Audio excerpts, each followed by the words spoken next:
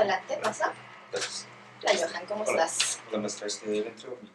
Sí, cierra la puerta, por favor. Pásale, siéntate.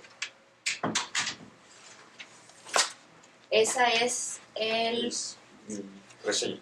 tu reseña. Muy bien. ¿Es para mi materia o es para la materia de otro profesor? Sí, para su materia. Para mi materia. Ok, a ver. ¿Quieres un dulce? Sí, claro. Perfecto. Gracias. ¿Cómo te sentiste al hacer esta reseña? ¿Te costó trabajo? ¿Lo sentiste más tranquilo? ¿Fue fácil? Bueno, fácil no fue, pero me costó un poco de trabajo, pero guiándome mis apuntes pude hacerlo. Muy bien. ¿Me trajiste una copia? No, ese... Esa es la única. Ok, no te preocupes. ¿Me la podrías leer, por favor? Claro. Reseña crítica de Bustos Guadaño, Eduardo. ¿Cómo no hablar de terrorismo? En metáforas y argumentación, teoría y práctica. Claramente el terrorismo y la dialéctica no presentan similitud alguna para ser estudiados en conjunto.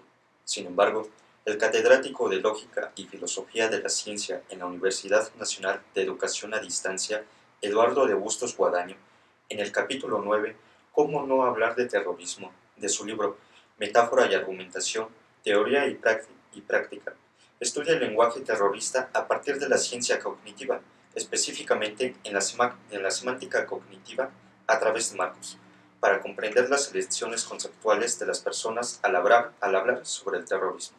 Por lo tanto, la pregunta de investigación que plantea es: ¿cómo se debe hablar y cómo no las acciones bélicas terroristas? La hipótesis del autor afirma que es posible combatir al terrorismo a través de la retórica y tiene como principal objetivo convencer sobre la importancia de evitar la aceptación de términos utilizados por terroristas al momento de discutir sobre el mismo.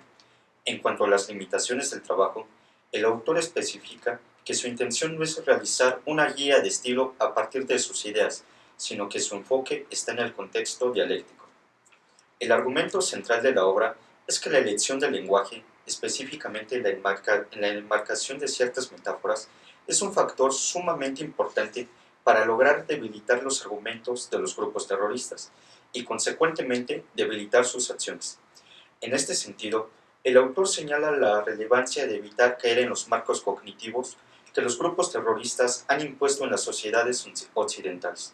Para lograrlo, únicamente utiliza ejemplos para respaldar su argumento, lo cual resulta muy pragmático, pues que deja de lado la explicación teórica. En primer lugar, hace referencia a la connotación negativa que tiene el concepto impuestos, con el propósito de exponer el uso de un único marco para defender dos ideas opuestas. En el caso del segundo ejemplo, el autor aterriza más al tema del terrorismo al utilizar como elemento el atentado del 11 de septiembre, para destacar la relación del marco con el uso de metáforas y así crear nuevos conceptos, como es el caso del marco de guerra y el de terror. Con el propósito de hacer hincapié en la importancia del estudio del léxico con fines persuasivos, de Bustos describe las características de la retórica clásica. No obstante, al calificarla, junto con la retórica moderna, como insatisfactoria, el autor cae en una clara contradicción. En este sentido, el autor argumenta que es la semántica cognitiva la que proporciona un panorama más amplio del funcionamiento de la elección léxica. Para esto hace referencia a los marcos cognitivos, que son estructuras mentales que determinan la connotación que puede atribuírsele a determinados conceptos. Entre los puntos criticables de la obra se encuentra que el autor en ningún momento define el concepto de terrorismo, de tal manera que asume que el lector tiene conocimientos previos del tema. Del mismo modo, tampoco realiza una explicación clara sobre los ataques terroristas de los que hace mención en los ejemplos, tales como el atentado del 11 de septiembre de 2001 y la organización terrorista nacionalista vasca ETA. En consecuencia, causa confusión y dificultad al lector al momento de leer.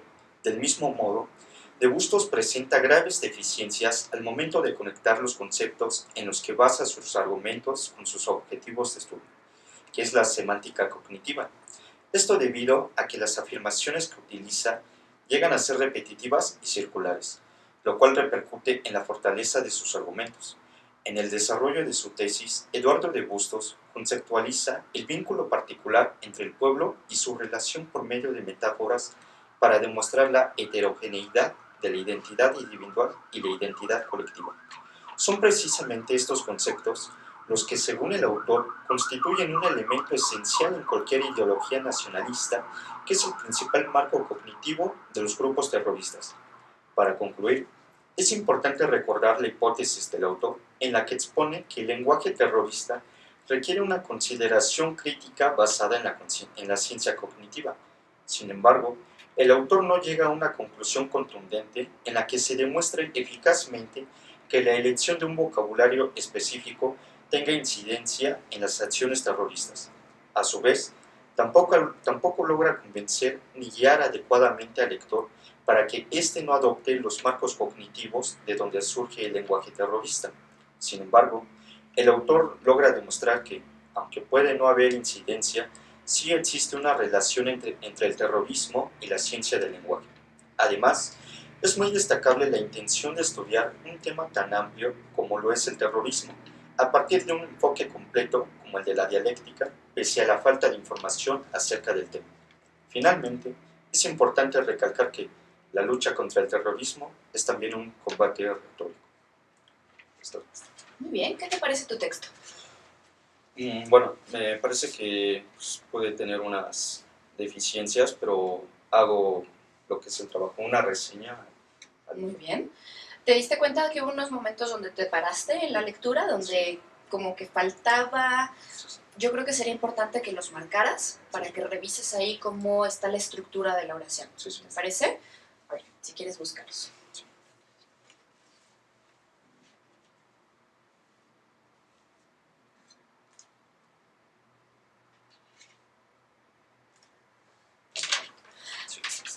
Ahora, cuando estabas leyendo sobre todo esta sección, ¿te das cuenta cómo hablas de la enmarcación y del marco enmarcado por la enmarcación? Sí, sí. Ok, entonces ahí hay que revisar que no estés repitiendo términos, cacofonías o cosas simplemente para que no dificultes la lectura de tu lector. ¿Sí? Sí. Y por último, ¿qué te pareció la conclusión? Bueno, en la conclusión, pues me parece que la estructuré bien, porque ya trato de argumentar ya, por último, ya todo lo del desarrollo, pero ya sobre todo la última frase me parece que es un tanto adecuada. La última frase me parece una frase muy adecuada, muy bien seleccionada, qué bueno que la encontraste. Sin embargo, creo que para hacer conclusión tal vez tenga demasiada información. Bueno, también ahí me falló la estructura del párrafo. Ok, ¿por qué no revisas eso como una última revisión ya para que tengas lista tu entrega? Sí. ¿Sí? Perfecto, Johan. Pues muchas gracias por venir. Sí, gracias. Nos vemos.